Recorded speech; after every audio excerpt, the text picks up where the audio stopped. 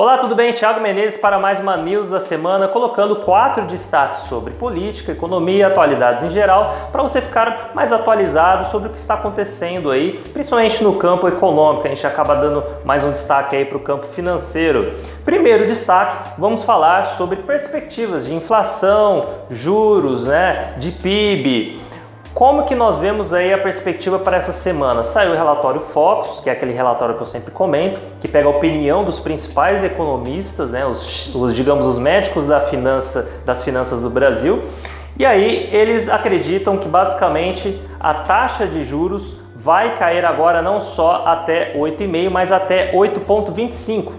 Então aumentou ainda mais a crença de que realmente os juros devem continuar caindo. Lembrando que a Selic, a taxa básica de juros, ela veio de 14,25 ao ano. Então, cada R$100, dando exemplo, cada R$100 que eu aplicasse, no final do ano ia ter 114,25 centavos. É isso, Se eu tivesse 100% do CDI ou 100% da Selic em termos de rendimento, Claro que eu estou arredondando, o CDI fica um pouquinho só abaixo, da Selic. Agora, a Selic está em 10,25 e esse mês de julho deve cair para 9,5%, cair 0,75%. E devem ocorrer mais 3 quedas, duas de 0,75% e mais uma de 0,25%, chegando ao patamar de mais ou menos 8% de Selic, 8,25% de Selic no final do ano. O que significa essa queda de juros? Bom, quanto mais juros caem, mais vai diminuindo o preço do seu crédito, do que você está pegando de empréstimo, seja via cartão de crédito, seja via cheque especial, crédito pessoal, o que for, mas lembrando que os juros continuam astronômicos em algumas modalidades. O próprio cartão fica mais de 400% no ano, só que ele tem uma queda em cima dos 400%, tá, gente? A gente tem que fazer essa comparação. E aí, juros caindo, além de empréstimos ficarem mais baratos, por outro lado, investidores ganham menos, Então o seu rendimento, principalmente em aplicações que pagam um percentual do CDI, cuidado! Se a gente já estava avisando que os juros iam cair, com essa revisão de Selic ainda mais baixa neste ano, de 8,25, significa que vai cair mesmo e o seu rendimento no banco de aplicações tradicionais vai render pior que a poupança no final do ano. Essa semana já vai cair então para 9,5% o CDI, a Selic, e vai chegar a 8,25% no final do ano. E inflação? Inflação teve uma surpresa agora, Mês de junho, inflação teve queda, deflação. Isso não acontecia, fazia 10 anos já no Brasil, mais de 10 anos. A última vez foi em 2006.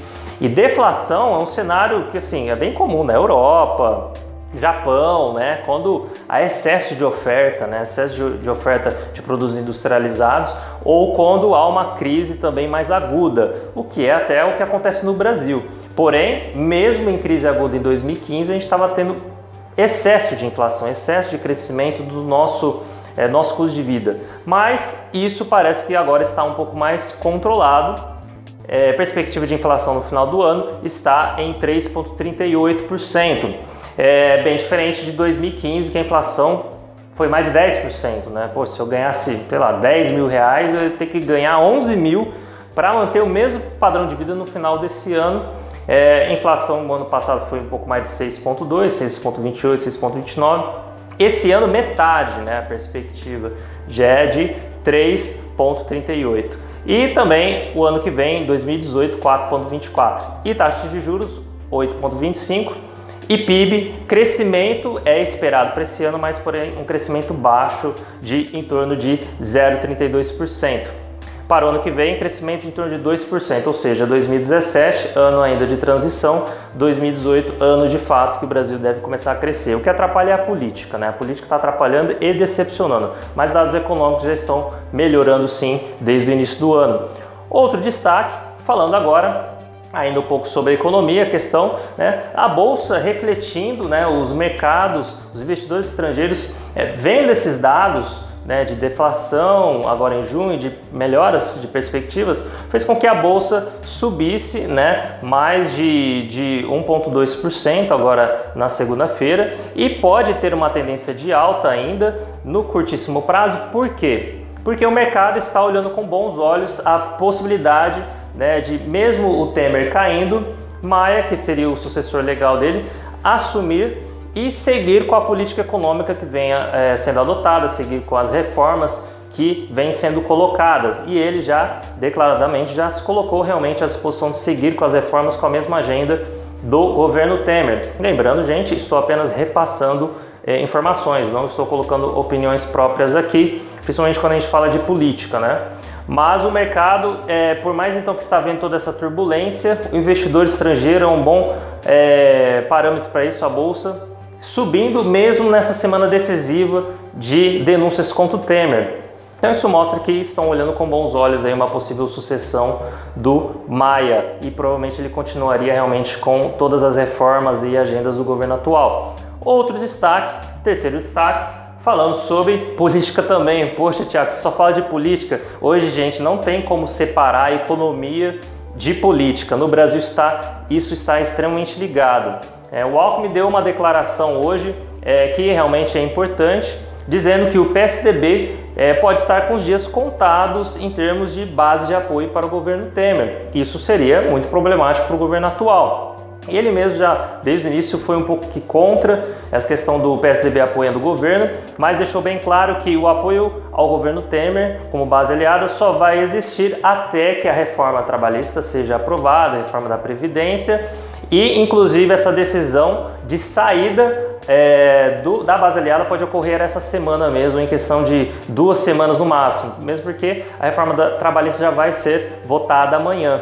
E se for enxergado ali pelo PSDB que a reforma da Previdência não vai acontecer tão cedo, eles podem desembarcar realmente antes do esperado. Então ele deixou claro que o compromisso, segundo ele, do PSDB e dele, é com o Brasil e com reformas que eles acreditam que sejam importantes e não com o governo atual, que realmente está afundado em denúncias de todos os lados, né? Outro destaque, nós temos aí uma notícia boa, de esperança, né? A gente que acompanha as notícias no Oriente Médio da guerra, a gente fica muito triste, né, de ver tantas pessoas sofrendo com essa guerra e finalmente o governo iraquiano conseguiu expulsar os militantes do Estado Islâmico, né, de Mossul, que era uma cidade estratégica e último reduto ali do Estado Islâmico no país. E era fonte de renda, uma das principais fontes de rendas do Estado Islâmico no mundo.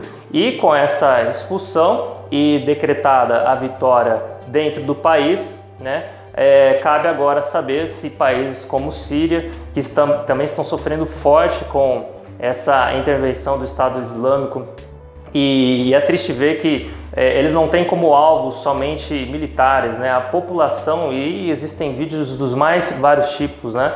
A população sofre muito com isso, né? Os países que têm mais atentados terroristas hoje não é Inglaterra, como a gente até vê com mais dinamismo aparecendo na mídia, não é França, é o próprio Iraque, né? Recentemente até o Irã, que nunca tinha tido um ataque terrorista, teve um ataque terrorista do Estado Islâmico, né? E o Irã foi um dos principais apoiadores do próprio Estado Islâmico nos últimos anos, de forma meio camuflada.